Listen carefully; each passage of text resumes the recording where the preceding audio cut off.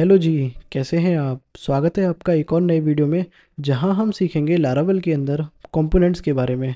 तो चलिए देखते हैं कंपोनेंट क्या होता है। स्लाइड शो पे चलते हैं। और what is component in Laravel? A component in Laravel is a reusable piece of code used in blade template. मतलब किसी भी ब्लेड टेम्पलेट के अंदर अगर हम कोई चीज़ लिखते हैं, उसको हम बार बार रीयूज़ करते हैं, उसी को हम कंपोनेंट बोल देते हैं। बेसिकली आप इतना समझिए कि यूआई का एक पार्ट होता है कंपोनेंट, और छोटा छोटा टुकड़ा होता है बेसिकली। यानी बड़े बड़े यूआई के जो हमारे पास यूआई होता है उसके छोटे छोटे टुकड़ों में उसको हम बांट देते हैं, उसी को हम कंपोनेंट बोलते हैं। ठीक है, कंपोनेंट यानी यूआई का एक पार्ट। यानी कि अगर मैं पूरा बोलूँ, पूरी वेबसाइट में से अगर नैब बार बोल लूँ, फुटर बोल लूँ या साइड बार बोल लूँ, कोई सेक्शन बोलूँ, वो सारी चीज़ें हमारी कंपोनेंट हो जाती हैं। ठीक है, अब बात करते हैं। तो कंपोनेंट तो हमने समझ में आया कि कंपोनेंट यूआई का रीयूजेबल पीस ऑफ कोड होता है, और क्या कर सकते हैं हम उसको ब्लेड टेम्पलेट के अंदर लिख सकते हैं। अब अच्छा, आपके दिमाग में सवाल आ रहा होगा कि रीयूजेबल पीस ऑफ कोड का मतलब क्या है। यानी कि इसका मतलब ये होता है कि आप एक बार कोड करेंगे किसी फाइल में, और उसको उस फाइल को कहीं पर यूज़ करेंगे और बार बार उसको यूज़ करेंगे अलग अलग फाइल में। बाकी इससे क्या होगा, ताकि इससे क्या होगा कि आपका जो कोड है वो रीयूजेबल बन जाएगा, और बाकी आपको जो कोड है बार बार रिपीट नहीं करना पड़ेगा हर जगह पर। यानी कि मान लीजिए, एग्जांपल के लिए छोटा सा समझते हैं। मान लीजिए आपने एक नैब बार बनाया, और आपने नैब बार बनाया तो वहाँ पर आप ये चाहते हैं कि ये नैब बार मेरे को हर पेज में दिखाना है। ठीक है जी, आपने हर पेज में दिखाने के लिए आपने क्या करा, मान लीजिए आपके पास 5 पेज हैं। आपने 5 पेज में सेम डिज़ाइन का नैब बार, सेम चीज़ सब कुछ आपने दिखाई, तो सबके लिए आपने अलग अलग फाइल में सेम चीज़ करी और सेम कोड लिखा, सेम सीएसएस लगाई। तो वो तो कोड रिपीट हो गया ना, और रीयूजेबल भी नहीं बना।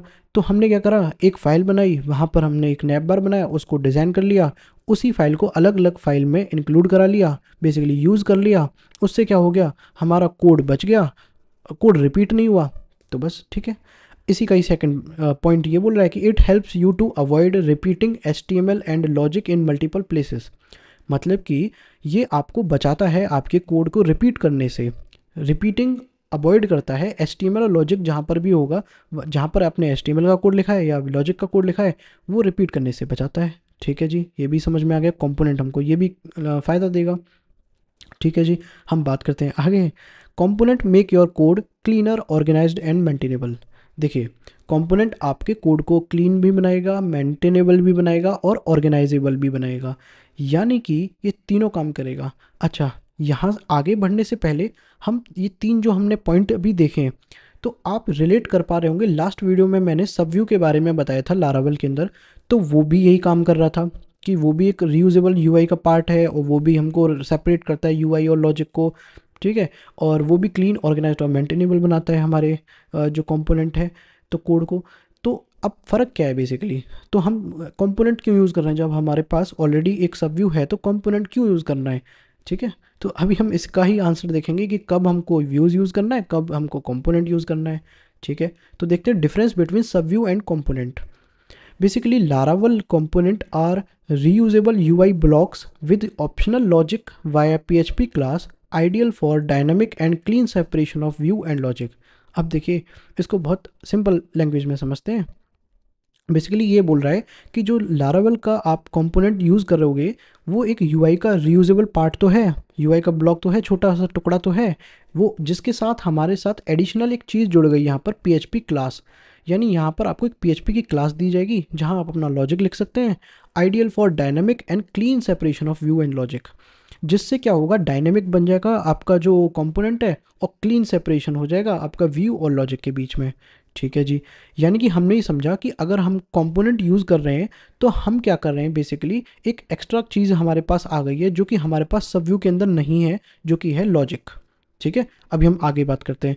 सब व्यू जिसमें हमने देखा था @ इंक्लूड करके, जब हम इंक्लूड करा रहे थे, are simple partial blade file use to insert static और minimal HTML without any logic. देखिए, इसका मतलब क्या है कि जो हमारा सब व्यू है वो सिंपली एक छोटी सी पार्शियल ब्लेड फाइल होती है। ठीक है, वो भी ब्लेड फाइल है, ये भी ब्लेड फाइल है। ठीक है, लेकिन जो सब व्यू होता है उसका बेसिकली काम ये होता है कि वो स्टैटिक होती है, और मिनिमल HTML होता है उसके अंदर, विदाउट एनी लॉजिक, जिसमें लॉजिक तो बिल्कुल भी नहीं होता है। ऐसा कोई कॉन्सेप्ट नहीं है लॉजिक का कि आप लॉजिक भी लिख सकते हो सब व्यू के अंदर, ऐसा बिल्कुल नहीं होता और ना आपको कहीं मिलेगा। और सब व्यू के अंदर लॉजिक नहीं लगाया जा सकता है, ये ऑफिशियली होता ही नहीं है, ठीक है। सब व्यू के अंदर लॉजिक नहीं लगा सकते। तो इसी कमी को पूरा करने के लिए हमने कंपोनेंट्स को बनाया, मतलब हमने नहीं, बेसिकली लारावेल के डेवलपर्स ने कंपोनेंट्स को बनाया, जिसकी वजह से हम क्या कर सकते हो, उसमें थोड़ी सी एडवांस शक्ति आ गई है कि आप क्या कर सकते हो उसके अंदर अब बेसिकली सारे वो काम तो कर सकते हो जो सब व्यू के अंदर कर रहे थे कंपोनेंट के अंदर, यूआई का पार्ट बना के उसको इंक्लूड करा के दूसरी जगह ये कर सकते थे। लेकिन आप उसमें अब एक और एक्स्ट्रा चीज़ जो ऐड कर दी गई है वो है आपका डायनेमिक डेटा। यानी कि आप जो सब व्यू जो है उसको तो डायनेमिक बना नहीं सकते थे, कंपोनेंट को बना सकते हो अब। तो वो कैसे करेंगे वो तो अभी हम देखेंगे, उससे पहले हम छोटी सी एक बात समझ लेते हैं। Use components for structured dynamic and reusable elements.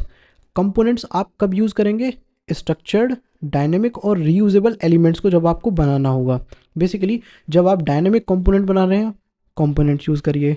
Use सब use for quick HTML includes, जब आपको कोई डायनेमिक की ज़रूरत नहीं है, छोटा मोटा कोई काम करना है, अलर्ट बॉक्स है, वो आप डायरेक्टली सब व्यू के अंदर यूज़ कर सकते हो, सब व्यू बना के उसको रीयूज़ कर सकते हो, ठीक है जी।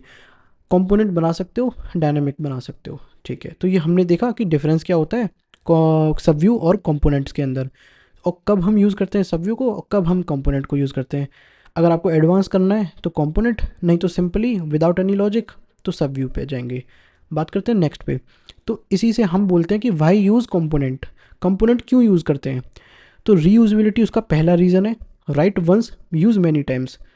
रीयूजेबिलिटी का अभी हमने थोड़ी देर पहले मतलब देखा था, अब दोबारा देख लेते हैं। एक बार कोड लिखिए, उसको अलग अलग बार यूज़ करिए अलग अलग फाइल्स में, बहुत बहुत ही ईजिली समझ में आ गया ये चीज़। तो नेक्स्ट पे बात करते हैं क्लीनर कोड। अब इससे क्लीन भी कोड रहता है। HTML और डिज़ाइन का जो लॉजिक है वो बिल्कुल अलग रहता है, डिज़ाइन और लॉजिक अलग रहता है, HTML का कोड और लॉजिक। डायनेमिक की बात करें तो for dynamic rendering using props slash data passed two components. इसका मतलब यह है कि अगर आप यहाँ पर फोकस करें डायनेमिक को, तो डायनेमिक का मतलब होता है कि आप डेटा को स्टैटिक नहीं रख रहे हैं, ठीक है, उसको क्या कर रहे हैं आप एज अ प्रॉपर्टी, प्रॉप्स मतलब प्रॉपर्टी, एज अ प्रॉपर्टी या डेटा या वेरिएबल बोल सकते हो या एक उसको एट्रीब्यूट बोल सकते हो, ठीक है। उसके थ्रू आप कंपोनेंट में डेटा पास कर सकते हैं और उसका काम करा सकते हैं, और उससे क्या कर सकते हैं बेसिकली इफ़ एल्स लगा के या कंडीशनल रेंडरिंग कर सकते हैं आपके कंपोनेंट्स का, ठीक है। आगे बात करते हैं क्रिएट एक कंपोनेंट। अब हम कंपोनेंट को किस तरीके से बनाएंगे, हमारे लारावेल के अंदर एक कमांड होती है, बेसिकली हर चीज़ के लिए कमांड बनाई गई है, तो इसके लिए भी एक कमांड है, वो भी देख लेते हैं। PHP artisan make colon component component name. Basically आप अगर ग्रीन कलर में देखेंगे, हरे कलर में मैंने हाईलाइट किया हुआ है, ये क्यों हाईलाइट किया है, ये कमांड है। यहाँ तक तो कमांड तो वैसे पूरी है कंपोनेंट नेम तक, लेकिन जो ये ग्रीन ग्रीन में लिखा है ये तो आपको लिखना ही लिखना है, इतना तो लिखना है, इसमें कोई चेंज नहीं करना है। जब भी आप कोई भी कंपोनेंट बनाओ, एक बनाओ, दो बनाओ, 1000 बनाओ, उससे कोई मतलब नहीं है, बस इतना तो आपको लिखना है ग्रीन ग्रीन कलर तक का। PHP artisan make colon component. उसके बाद आपको कंपोनेंट का नाम देना है। अब ध्यान रहे कंपोनेंट नाम जब आप दे रहे होंगे तो आपको पहला जो लेटर है, अगर आपके कंपोनेंट का नाम में एक से वर्ड से ज़्यादा हैं तो आप पहला और जो उसके बाद जितने भी वर्ड हैं कैपिटल सब करेंगे कैपिटल, ठीक है। वो भी हम अभी देख लेंगे कैसे बनाएंगे। फिलहाल रनिंग दिस कमांड क्रिएट्स। अब इस कमांड को जैसे ही आप रन करोगे टर्मिनल में जाके, तो ये क्या क्रिएट करेगा, ये दो चीज़ें हमको देगा, दो चीज़ें क्रिएट कर देगा। जैसे ही इस कमांड को रन करेंगे तो पहली क्या देगा, एक class in app slash view slash component slash component name dot PHP। यानी कि ये पाथ है यहाँ तक कंपोनेंट्स तक, फिर हमारी जो भी हमारा कंपोनेंट का नाम होगा उसके डॉट PHP नाम से हमारी क्लास बन जाएगी। वो कौन सी क्लास होगी, PHP की क्लास। अब ये किस लिए होती है अभी हम देखेंगे, बट ये किस इसलिए होती है जहाँ पर आप लॉजिक लिख सकते हो, ठीक है। सिंपल लिखना है तो आप इसको यहाँ पर लॉजिक ना लिखेंगे तब भी चल जाएगा, कोई दिक्कत वाली बात नहीं है। अब इसको जैसे ही एक तो हमको PHP क्लास दे दी उसने क्रिएट करके कंपोनेंट के नेम से, अच्छा जो हमने कंपोनेंट नेम रखा होगा, और सेकेंडली हमको क्या दे रहा है, एक व्यू दे रहा है जो कि रिसोर्सेज व्यूज़ और कंपोनेंट फोल्डर बनाएगा अपने आप, और उसके अंदर हमारे कंपोनेंट नेम से हमारी फाइल को दे देगा, ठीक है जी। आगे बात करते हैं यूज़ ए कंपोनेंट इन मेन ब्लेड फाइल। अब इसको देखेंगे उसके बाद में, पहले हम एक क्रिएट कर लेते हैं कंपोनेंट को। तो चलिए मैं ले चलता हूँ आपको अपने VS कोड के अंदर और थोड़ा सा जूम इसको कर लेते हैं जूम इन, मैं कोशिश करता हूँ उसको थोड़ा सा और जूम इन करने की, तो आपको यहाँ पर दिखाना चाहूँगा कि ये आपका कुछ स्ट्रक्चर है। अच्छा दी, ठीक है। मैं एक काम करना चाहूँगा कि बेसिकली ये अगर आप यहाँ पर देखें, ठीक है, अभी तक तो फ़िलहाल दिख रहा होगा तो कोई दिक्कत नहीं है। हाँ जी, तो मैं यहाँ पर दिखाना चाहूँगा, अभी आप ऐप फ़ोल्डर के अंदर देखेंगे, आप मेरे को फॉलो कीजिए मेरे कर्सर को। जब आप ऐप फ़ोल्डर के अंदर जाएंगे, अभी मैंने कुछ क्रिएट नहीं किया है, तो अभी आप देखेंगे ऐप के अंदर यहाँ पर 3 चीज़ें हैं, HTTP, मॉडल और प्रोवाइडर। यहाँ पर और कुछ नहीं है, ठीक है। अब मैं आपको रिसोर्सेज के अंदर लेके चलता हूँ, व्यूज़ के अंदर लेके चलता हूँ, और यहाँ पर और कुछ नहीं है। देखो एडमिन है, कॉमन है, अबाउट अस है, और कॉन्टैक्ट अस का पेज है, और इंडेक्स का पेज है। कुछ भी नहीं है, ठीक है। यहाँ पर कोई कुछ नहीं है, ऐसा कंपोनेंट नाम से कुछ भी फोल्डर नहीं बना हुआ है। तो मैं यहाँ पर क्या करूँगा, ऐप, और यहाँ इसको बस ऐप को ओपन रखूँगा और रिसोर्सेज को भी ओपन रखूँगा। देखिए यहाँ पर इस तरीके से। अभी मैं क्या करूँगा, टर्मिनल ओपन करूँगा अपना, और बाय डिफ़ॉल्ट मैं थोड़ा सा इसको डाउन कर लेता हूँ, ठीक है जी। अब इस थोड़ा सा माइनस कर लेते हैं ताकि आपको कमांड दिख जाए, और मैं आपको यहाँ पर कमांड लिखूँगा जो कि ये वाली होनी चाहिए, PHP आर्टिजन मेक कंपोनेंट। तो देखिए मैंने लिखा PHP artisan make component.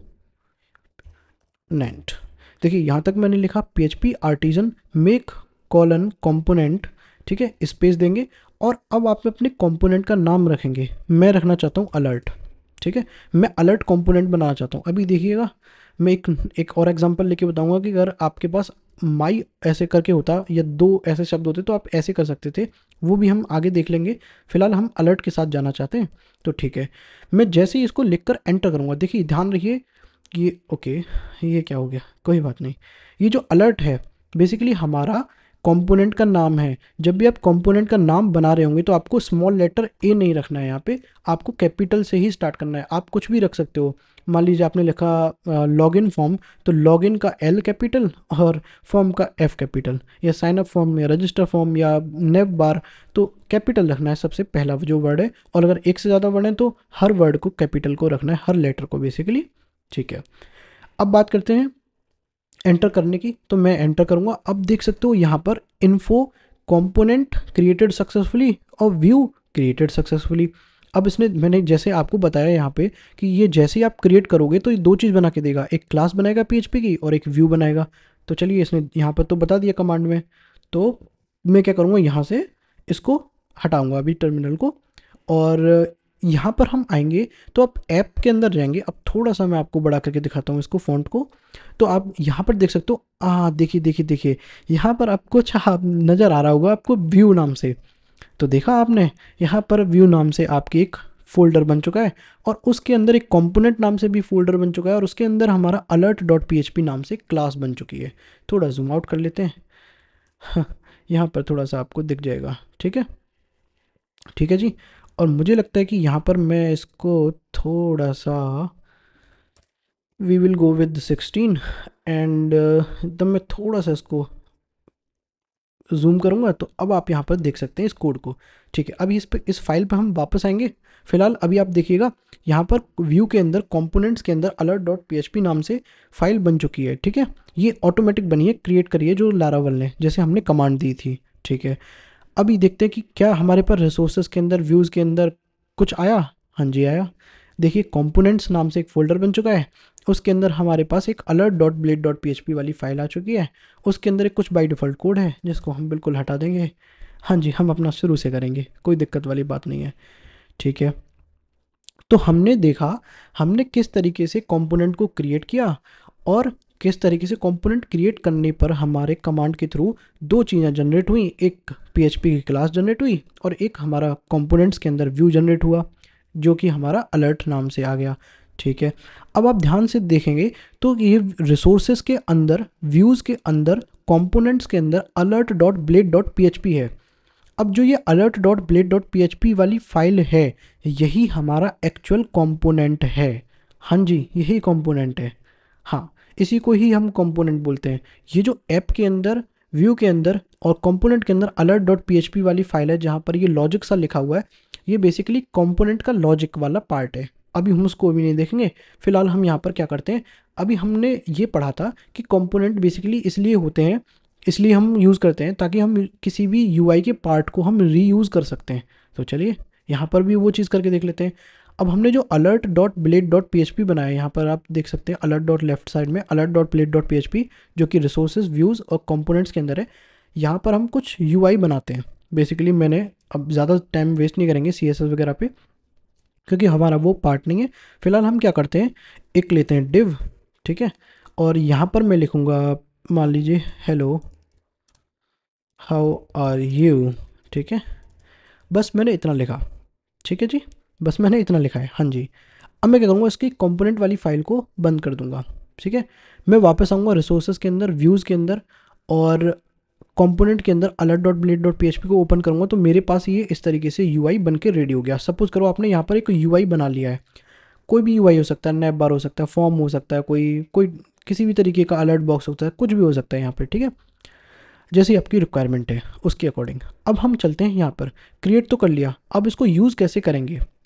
Basically मैं ये चाहता हूँ कि ये जो अलर्ट है मेरा, ये जो यूआई है मेरा, वो मैं मेन फाइल में जहाँ जहाँ मैं यूज़ करना चाहता हूँ वो यूज़ कैसे करेंगे। अब सब व्यू के अंदर तो हम इंक्लूड करते थे @ लगा के, बट वहाँ पर ये इस तरीके से यहाँ पर काम नहीं करेगा। यहाँ पर हमारा थोड़ा सिंटैक्स चेंज है, वो देख लेते हैं कैसे होता है। देखिए, अगर हमको कंपोनेंट को यूज़ करना हुआ किसी भी मेन ब्लेड फाइल के अंदर, तो हमको सबसे पहला जो स्टेप है वो ये करना है, लेस देन लिखना है, एक्स लिखना है, और ये स्मॉल है एक्स, ठीक है, डैश लिखना है, फिर कंपोनेंट का नाम देना है और स्लैश लगाना है और ग्रेटर देन का सिंबल लगा देना है। हाँ जी, बस इतना ही है। इसको कॉल करने का तरीका यही है, यूज़ करने का। अभी ये देखते हैं, लेकिन यहाँ पर आप नोटिस करेंगे मैंने एक्स डैश लिख रखा है यहाँ पर, उसको ग्रीन कलर से हाईलाइट कर रखा है। बेसिकली ये है क्या, हियर एक्स डैश एक प्रीफिक्स है for a blade component, it's tells Laravel. ये क्या है, बेसिकली ये एक प्रीफिक्स है, जो कंपोनेंट का नाम आप यहाँ पर दोगे उसका एक प्रीफिक्स है, प्रीफिक्स लगाना पड़ेगा आपको एक्स डैश।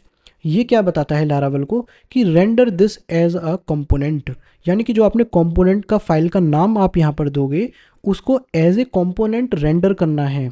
यहाँ पर कंपोनेंट, एक तरीके से कंपोनेंट को रेंडर करो, ये लारावल को बता रहा है। कौन, एक्स डैश, ठीक है, एक टैग हो गया, बेसिकली HTML लाइक टैग हो गया, ठीक है, जो कि लारावल हमको प्रोवाइड कर रहा है।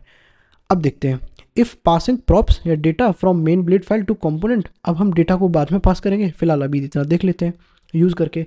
तो मैं ये चाहता हूँ जो अलर्ट मैंने कंपोनेंट बनाया उसके अंदर मैंने एक कुछ यूआई डिज़ाइन मान लो मैंने कर ली, CSS वगैरह आप लिखा लीजिएगा, नहीं भी है तो इसमें कोई दिक्कत वाली बात नहीं है। अब हम ट्यूटोरियल आगे करेंगे, सब देखेंगे, फिलहाल अभी आप बस इतना देखिएगा।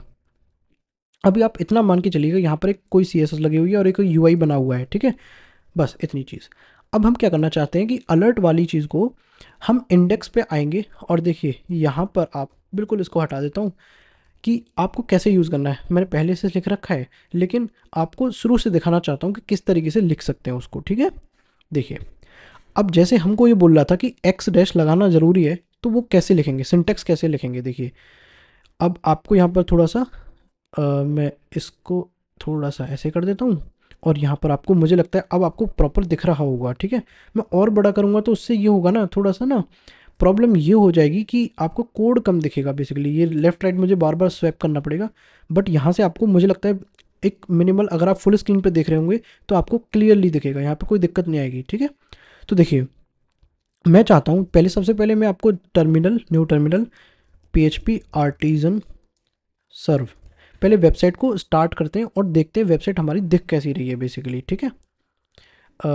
जस्ट अ सेकेंड मुझे दीजिएगा, मैं यहाँ पर चलता हूँ, हाँ जी।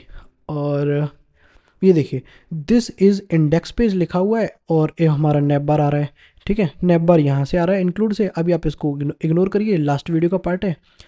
अब देखिए, दिस इज़ इंडेक्स पेज, यहाँ इसके बाद मुझे वो कंपोनेंट जो मैंने बनाया था, resources views component alert dot bed dot PHP, ये जो कंपोनेंट है मुझे यहाँ पर यूज़ करना है इंडेक्स वाली फाइल के अंदर। अलग अलग फाइल के अंदर भी यूज़ कर सकते हैं, वो भी देख लेंगे, फिलहाल हम इंडेक्स के अंदर देखते हैं, ठीक है, मेन फाइल के अंदर, हमारे रूट फाइल के अंदर। तो अब आपको इसको यूज़ करने के लिए बेसिकली हमने देखा था अपने इसमें स्लाइड में, तो हमको क्या यूज़ करना है, लेस देन एक्स डैश। अब देखिए वही हम यूज़ करेंगे, तो कैसे करना है, यहाँ पे देखिए बहुत ही सिंपल है, एक्स लिखेंगे, लेस देन एक्स डैश लिखेंगे, थोड़ा सा स्पेस देंगे और पहले ही स्लैश लगाएंगे और ग्रेटर देन लगा देंगे। ठीक है, इतना लिखना है। आप पहले आपको ऐसे, जब भी आपको शॉर्टकट बता देता हूँ, अगर आपको कोई बार बार भूलने की दिक्कत होती है तो इस चीज़ को, सिंटेक्स को, तो आप यहाँ पर पहले एक्स डैश लिखेंगे लेस देन लगा के, फिर स्लैश और ग्रेटर देन लगाएंगे, उसके बीच में थोड़ा स्पेस देंगे और वापस आएंगे। और अब आपको डैश के बाद कोई स्पेस नहीं देना है। अब आपको हमारे जो कंपोनेंट है, देखिए रिसोर्सेस, ओके रिसोर्सेस, व्यूज़ के अंदर हमारा कंपोनेंट और alert dot blade dot P. अब आप यहाँ पर देख सकते हो alert dot blade dot P है। यहाँ पर क्या लिखना है, बस आपको अलर्ट लिखना है। ठीक है जी, यहाँ पर एक्स डैश अलर्ट लिखना है, जो आपकी फाइल का नाम है बस वो ही देना है, डॉट ब्लेड डॉट पी नहीं लिखना है, वो ऑटोमेटिक समझ जाएगा। ठीक है, इससे क्या होगा, जो एक्स डैश है वो ये बता रहा है कि अलर्ट वाले को रेंडर करा दो एज अ कंपोनेंट। ठीक है जी, बस हो गया आपका काम, आपने कॉल कर लिया। आप यहाँ पर जाएंगे, रिफ्रेश करेंगे और देखिए यहाँ पर देख सकते हो हेलो हाउ आर यू, ये आ चुका है। तो देखा आपने यहाँ पर कि किस तरीके से हमने कंपोनेंट को यूज़ किया हमारे इंडेक्स पेज में। और अगर आपको ये लग रहा है कि ये डेटा नहीं है तो मैं आपको थोड़ा सा चेंज कर देता हूँ। Hello, this is a component file. Okay, ये देखिए hello this is a component file, मैंने रिफ्रेश किया और यहाँ पर आ चुका है, ये भी आ गया। अब देखिए होता क्या है, बेसिकली ये वर्क ये ऐसे कर रहा है कि आपने ये जो सिंटेक्स लिखा और इसके बाद जो एक्स डैश के बाद जो अलर्ट वाली फाइल का नाम नहीं दिया आपने, कंपोनेंट वाली फाइल का नाम दिया, यहाँ पर देख सकते हो आप लेफ्ट साइड में alert dot blade dot P. तो इसमें जो अलर्ट है वहाँ पर आपने नाम दिया, तो ये बोल रहा है एक्स डैश कि भाई मुझे ये अलर्ट जो है एज अ कंपोनेंट रेंडर करा दो। तो ठीक है, हमने रेंडर करा दिया कंपोनेंट, ये हो गया कंपोनेंट।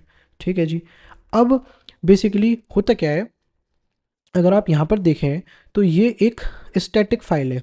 ठीक है, लेकिन हमने तो पढ़ा था कि डायनामिक भी कर सकते हैं, अब वो कैसे करेंगे उसको भी देख लेते हैं। लेकिन उससे पहले मैं आपको ये कहना चाहता हूँ कि अगर आपको कंपोनेंट बना लिया है आपने और उसको अगर आपको CSS लगानी है उसके अंदर, बेसिकली अगर आप यहाँ पर कुछ भी लगा रहे हो तो यहाँ आप इस फाइल में कुछ भी मत करिएगा CSS। आप जाइएगा पब्लिक के अंदर और एक CSS के अंदर जाइएगा और अलर्ट डॉट CSS आपने यहाँ पर एक फ़ाइल बना लेनी है, मेरी ऑलरेडी बनी हुई है। और मैं यहाँ से भी पहले बिल्कुल हटा देता हूँ। ठीक है, मैं यहाँ से कुछ नहीं करूँगा। आपको पब्लिक के अंदर फोल्डर के अंदर जाना है, CSS फोल्डर एक बनाना है, राइट क्लिक करेंगे। अच्छा चलिए एक काम करते हैं, डिलीट ही कर देते हैं, आपको बना के ही दिखा देते हैं। देखिए आप अगर आपके में देखोगे तो आपको इस तरीके से कुछ दिखेगा, पब्लिक के अंदर कोई फोल्डर नहीं है। तो मैं क्या करूँगा, न्यू फोल्डर पे क्लिक करूँगा, पब्लिक पे राइट क्लिक करके और यहाँ पर एक CSS नाम से फोल्डर बनाऊँगा और CSS पे फिर राइट क्लिक करूँगा और एक न्यू फाइल क्रिएट करूँगा जिसको बोलूँगा मैं अलर्ट डॉट CSS। ठीक है जी, अब क्या करना है, अब जो ये CSS आ गई, अब आपको यहाँ पर आना है बेसिकली आपके कंपोनेंट पे। तो रिसोर्सेज पे आऊँगा, थोड़ा सा मैं इसको इधर ले जाना चाहूँगा और व्यूज़ पे आऊँगा और कंपोनेंट्स पे आऊँगा, alert dot blade dot PHP वाली फाइल को मैं ओपन कर लूँगा। यहाँ पर मैं क्लास दूंगा, ये CSS वाली पार्ट है, ये आप देख सकते हो, अगर आपको प्लेलिस्ट देखनी है CSS वाली वहाँ पर मिल जाएगी। बेसिकली ये सब आप देख सकते हो। और अगर आपको ये फिर भी CSS वगैरह सब कुछ जानना है तो हम धीरे धीरे आगे बढ़ेंगे, तो वहाँ पर मैं उतना तो सिखाऊंगा आपको कि CSS वगैरह सब कुछ कैसे इंक्लूड करते हैं, कैसे बनाते हैं, वो सब सिखाएंगे। ठीक है, बस अभी फ़िलहाल आप देख लीजिए क्योंकि ट्यूटोरियल लंबा हो जाएगा तो उसका कोई फ़ायदा है नहीं। तो देखिए CSS में मैं जस्ट आपको मैं लिख देता हूँ, मान लीजिए मैं क्लास दे देता हूँ अलर्ट नाम से। ठीक है, तो होगा क्या कि इस क्लास को मैं यहाँ पर लिखूँगा डॉट अलर्ट और मैं यहाँ पर एक CSS दूंगा इस वाली चीज़ को, इस वाली डिव को मैं CSS दे देता हूँ। बैकग्राउंड कलर मान लीजिए मैंने दे दिया ग्रीन, ओके, और मान लीजिए सपोज करिए, ठीक है, बस बैकग्राउंड कलर दे दिया है। ठीक है, अब क्या करते हैं, बैकग्राउंड कलर मैंने दे दिया है, लेकिन अभी आप इसको देखोगे यहाँ रन करके तो ये रन हो जाएगा। अब ऐसा क्यों हो रहा है मैं आपको बता देता हूँ। देखिए इसलिए ऐसा हो रहा है क्योंकि मैंने यहाँ पर रिसोर्सेज में जाऊँगा, व्यूज़ में जाऊँगा और अपने index dot blade dot PHP में जाऊँगा। तो यहाँ पर मैंने एक स्टाइल शीट को इंपोर्ट कर रखा है। आप यहाँ पर कुछ नहीं होगा, अब मैं इसको हटाऊँगा और वापस देखेंगे तो नहीं आएगा। आपको क्या करना है, जहाँ भी आपको कहीं और यूज़ नहीं करनी है CSS को, आपको जिस भी जगह आप बस इस कंपोनेंट को यूज़ कर रहे होंगे एक्स डैश अलर्ट, जहाँ पर भी ये सिंटेक्स लिखा होगा वहाँ पर उसके हेड टैग में आएंगे और हेड के अंदर बेसिकली यहाँ पर आएंगे और यहाँ पर अपनी CSS लिखेंगे। ठीक है, तो मैं आपको थोड़ा सा जूम आउट कर देता हूँ। यहाँ पर लिखता हूँ लिंक कॉलन CSS, और यहाँ पर आपको पाथ देना है बेसिकली उस CSS का। तो देखिए मेरे पास इस तरीके से पाथ देना होता है। ये सब सीखेंगे आगे, बिल्कुल भी टेंशन मत लीजिएगा कि मैं असेट ये क्या लिख रहा हूँ, आप बिल्कुल भी टेंशन मत लीजिए।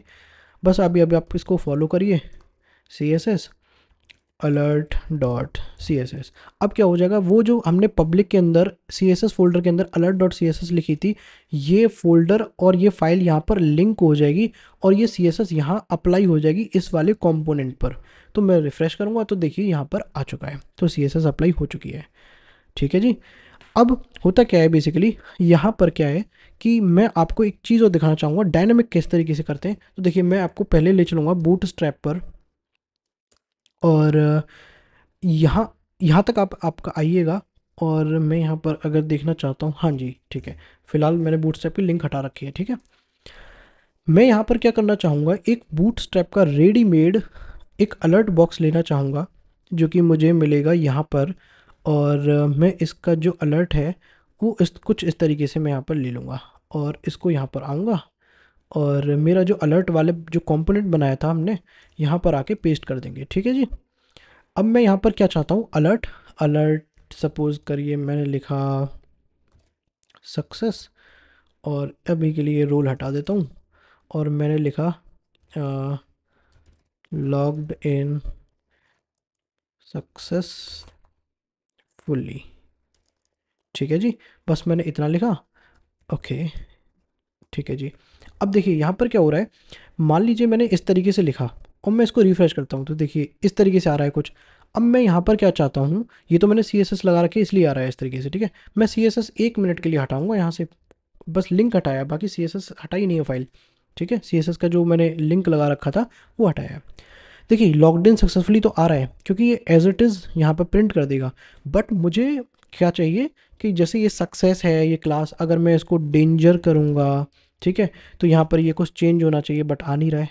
क्यों नहीं आ रहा है, वो देखिए बूटस्ट्रैप की हमने CDN लिंक को नहीं लगाया यहाँ पर, इसलिए नहीं आ रहा है। तो देखते हैं वो कैसे लगाते हैं।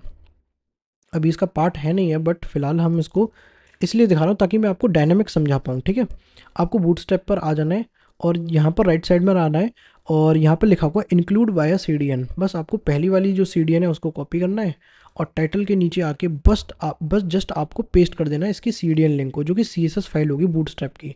ठीक है जी। अब मैं यहाँ पर क्या करूँगा कि रिफ्रेश करूँगा, और आप यहाँ पर देख सकते हो ये बूटस्ट्रैप का एक कंपोनेंट आके रेडी हो चुका है हमारे पास, और यहाँ दिख रहा है। अब मैं अगर यहाँ पर जाऊँ हमारे यहाँ पर अलर्ट वाले कंपोनेंट पे, अगर मैं यहाँ पर डेंजर लिखूँ, ठीक है, ओके DANGER, और मैं यहाँ पर रिफ्रेश करूँ तो इसका कलर चेंज हो गया।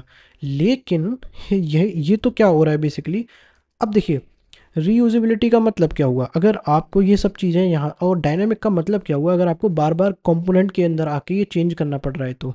ठीक है, अब इसके लिए हमारे पास डायनामिक होता है सब कुछ। तो देखते हैं डायनामिक में डेटा कैसे पास करते हैं और डायनामिक कैसे बनाते हैं।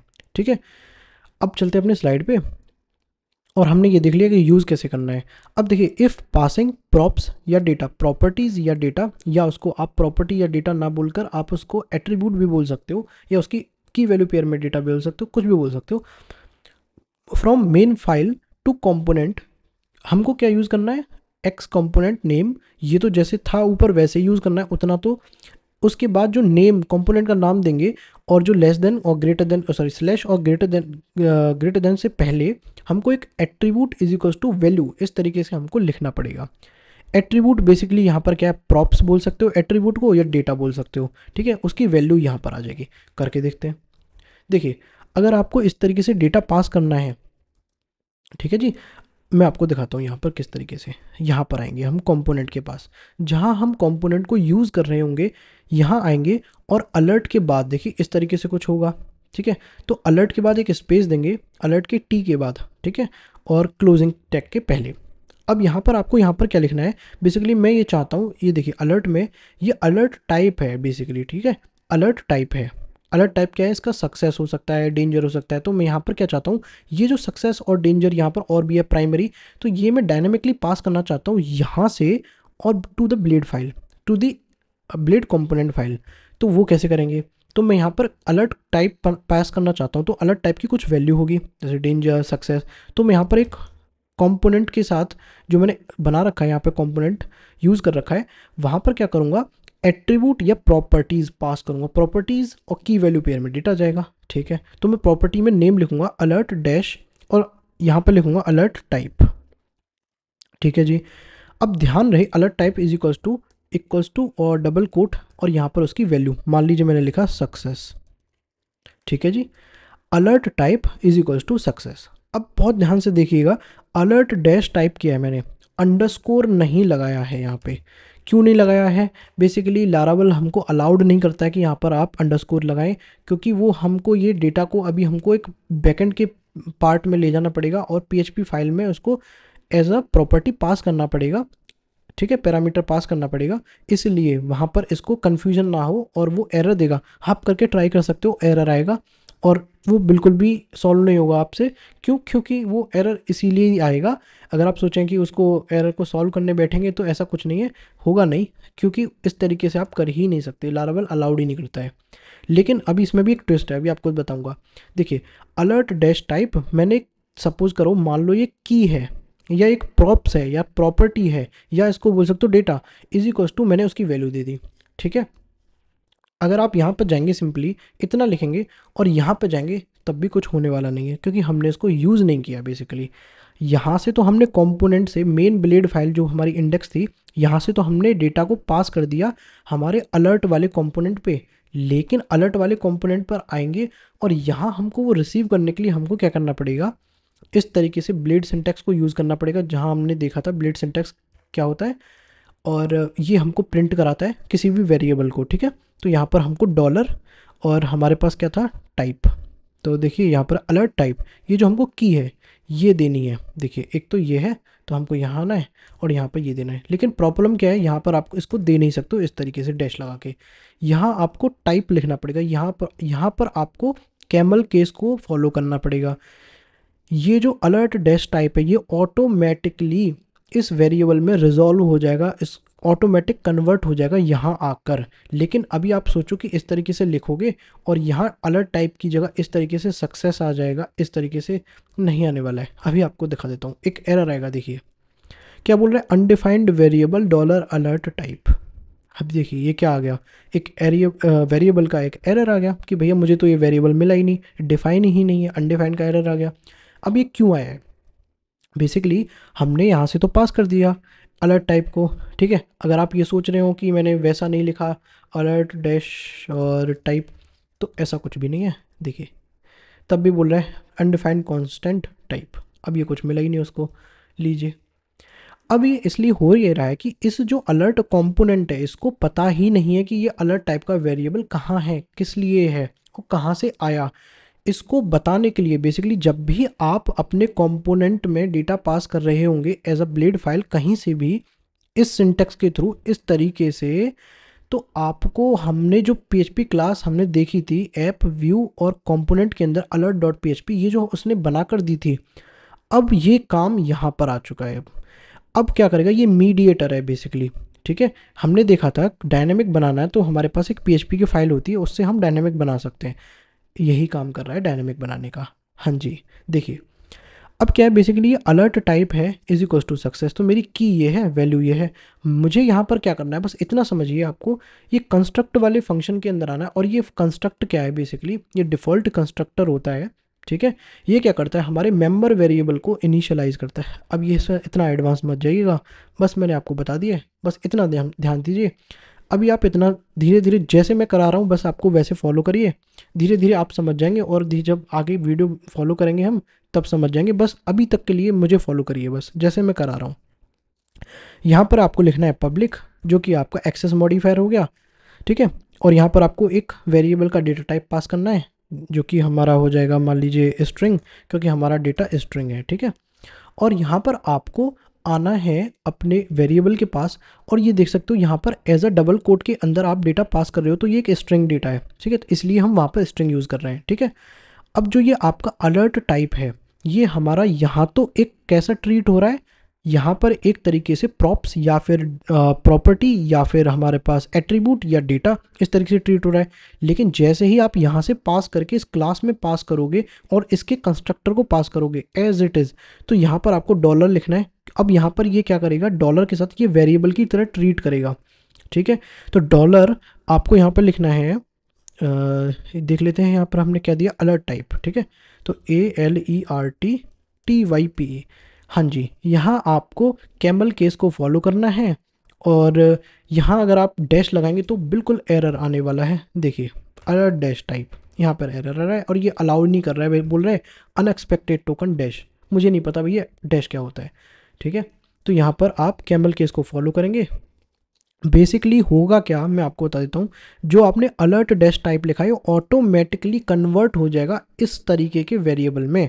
यानी कि होगा क्या, इसका फ्लो क्या है, यहाँ से वैल्यू उठी जो सक्सेस है इस की मदद से, सबसे पहले आएगी इस PHP क्लास में और इसके कंस्ट्रक्टर में पास होगी और हमने कंस्ट्रक्टर को पास कर दिया वेरिएबल, और वहाँ से उठकर आएगी वैल्यू यहाँ पर और यहाँ से उठकर जाएगी आपका जो ब्लेड है, यानी कि जो आपने वो बनाया है कंपोनेंट, यहाँ आएगी और यहाँ आकर इस कंपोनेंट में, यहाँ आपने जो कंपोनेंट बनाया है इस वेरिएबल में पास हो जाएगी। क्योंकि ये देखिए ये वेरिएबल, जस्ट अ सेकेंड, ये जो वेरिएबल है और आपका ये जो वेरिएबल है ये दोनों सेम होने चाहिए। ठीक है जी, हाँ जी, बस इतना ही था।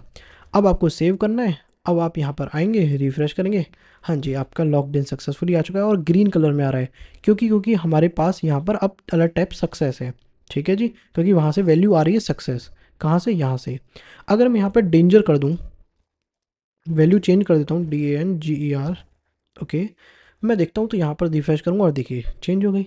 ये हो गया हमारा डायनेमिक डेटा पास करना। तो आपने देखा कि हमको अब बार बार बार बार यहाँ पर नहीं आना है और हमारे पास डायनेमिकली डेटा पास हो गया है। यहाँ आपको PHP की जो फाइल है जो यहाँ पर है, तो आप यहाँ पर कंडीशंस भी लगा सकते हो कि अगर अलर्ट डेटा टाइप इस तरीके का हो तो मेरा व्यू इस तरीके का हो। वो सब एडवांस चीज़ें हैं, अभी आपको उतना जानने की ज़रूरत है नहीं है। ऑलरेडी ये काफ़ी वीडियो लंबी हो चुकी है, तो मैं चाहता हूँ कि इतना ही इसको रखूँ। और देखिए वीडियो लंबी होने से मेरा मतलब ये नहीं है कि मैं आपका टाइम ज़्यादा ले रहा हूँ। देखिए जो चीज़ है आपके सामने है, रॉ वीडियो बनाता हूँ, अनकट वीडियो बनाता हूँ, जो भी दिक्कत है, जो भी कमी है, जो भी एरर आती है वो सब आपको सिखाता हूँ। इससे क्या होता है, बेसिकली मेरी चैनल को अगर आप फॉलो कर रहे होंगे काफ़ी टाइम से, तो आपने एक चीज़ देखी होगी कि मैं जो भी चीज़ करा रहा हूँ वो डेप्थ में करा रहा हूँ, इन डेप्थ में करा रहा हूँ और बेसिक टू एडवांस कराता हूँ, ताकि मेरे को जो लोग देखते हैं वो सब लोग देखते हैं, बेसिक वाले भी देखते हैं, एडवांस वाले भी देखते हैं। तो सब चीज़ों के लिए मैं लेके चल रहा हूँ, सबको साथ लेके चलना है ना जी हमको। हाँ, तो वैसे ही करना है। ठीक है जी, अब इससे क्या हो गया, आपका डायनेमिक डेटा पास हो गया। तो अब हम यहाँ पर चल सकते हैं स्लाइड शो पे और अब हम यहाँ पर देख सकते हैं कि हमने डायनेमिक डेटा को पास कर लिया है। हाँ जी, बस इतना ही था। आपने देखा कंपोनेंट क्या है, कंपोनेंट को क्यों यूज़ करते हैं और कंपोनेंट के कॉन्सेप्ट देखे और किस तरीके से कॉन्सेप्ट को बनाएंगे, सॉरी कंपोनेंट को बनाएंगे, क्रिएट कैसे करेंगे, उसको यूज़ कैसे करेंगे और उसमें डायनेमिक डेटा कैसे पास करेंगे, ये भी आपने यहाँ पर देख लिया। अच्छा, आपका क्वेश्चन ये हो सकता है कि यहाँ पर आपने तो इंडेक्स के अंदर यूज़ करके दिखाया है, ठीक है, तो अब एक बार कोड लिख गया ये वाला, एज अ कंपोनेंट बना दिया, यहाँ आपने यूज़ भी कर दिया। हाँ बिल्कुल सही सोच रहे हैं, यहाँ से जस्ट आपको इसको कॉपी करना है। इंडेक्स में था, मैं यहाँ पर अबाउट वाली फाइल में आऊँगा और यहाँ आके पेस्ट कर दूँगा जहाँ आप कहीं भी। हाँ, इसका ऑर्डर भी मैटर करता है। अगर आप इसको H1 से पहले यहाँ पर डालेंगे, और इसका थोड़ा सा अलाइनमेंट ठीक कर देता हूँ। ठीक है, अब मैं यहाँ पर अगर आऊँगा तो जस्ट मैं आपको यहाँ पर लेके चलूँगा, यहाँ तो आएगा क्योंकि यहाँ पर तो ऑलरेडी लगा हुआ है। मैं अबाउट के पेज पे चलूँगा, /about, तो आप यहाँ पर देख सकते हो लॉग्ड इन सक्सेसफुली आ रहा है। लेकिन यहाँ पर वो क्यों नहीं आ रहा है इस तरीके का, ये जो डेंजर वगैरह ये जो सब कुछ क्यों नहीं आ रहा है? रीज़न ये है क्योंकि मैंने आपको बताया था कि जहाँ जहाँ आपको बस यूज़ करना है बूटस्ट्रैप को, क्योंकि यहाँ पर बूटस्ट्रैप का काम हो रहा है, बूटस्ट्रैप का कंपोनेंट यूज़ किया मैंने, तो यहाँ पर बूटस्ट्रैप की जो लिंक थी CDN हमने यहाँ पर कॉपी की थी। तो बस आपको अबाउट अस के अंदर भी आना है और टाइटल के नीचे आके बूटस्ट्रैप की लिंक को कॉपी कर देना है, पेस्ट कर देना है और यहाँ पर भी वो आ जाएगा। देखिए /about पर भी वो आ गया है। अगर मैं उसके होम पेज पे चलूँ तो यहाँ पर भी आ चुका है। ठीक है, तो आपने यहाँ तक सारी चीज़ें समझी होंगी और मुझे लगता है आपको ये वीडियो अच्छी लगी होगी, और अगर अच्छी लगी तो प्लीज़ चैनल को सब्सक्राइब करें और दोस्तों के साथ शेयर करें। और अगर ये देखिए मैं मेरा बोलते बोलते इतना थोड़ा सा गला मेरा बैठ गया है, हाँ, एनीवेज होता रहता है ये सब कुछ तो। ठीक है जी, आप लोगों के लिए कुछ भी कर सकते हैं, कोई दिक्कत नहीं है। जैसा आप लोग डिमांड करेंगे वैसी वैसी वीडियो बनाते रहेंगे। बस मेरा इतना गोल है कि जिस तरीके से मैं वीडियो बनाता हूँ या जिस तरीके से मेहनत करके मैं वीडियो बना रहा हूँ, अगर आप मुझे सपोर्ट करेंगे तो मैं इस तरीके से और मेहनत करके आप लोगों के साथ अपना कंटेंट शेयर करता रहूँगा और अपनी बेसिक चीज़ें को शेयर करता रहूँगा और आपको एक बहुत ही प्रॉपर एक एक्सपीरियंस डेवलपर बना सकता हूँ मैं आपको। बस आपको एक ट्यूटोरियल फॉलो करने हैं और जैसा जैसा मैं बोल रहा हूँ वैसा वैसा करना है। ठीक है जी, आप धीरे धीरे सीखिए, सारा कुछ हो जाएगा आराम से। तो मुझे लगता है आपको वीडियो अच्छी लगी होगी, तो प्लीज़ लाइक चैनल को सब्सक्राइब करें। थैंक यू सो मच और मिलते हैं आपसे अगले वीडियो में। तब तक के लिए thank you so much and good bye.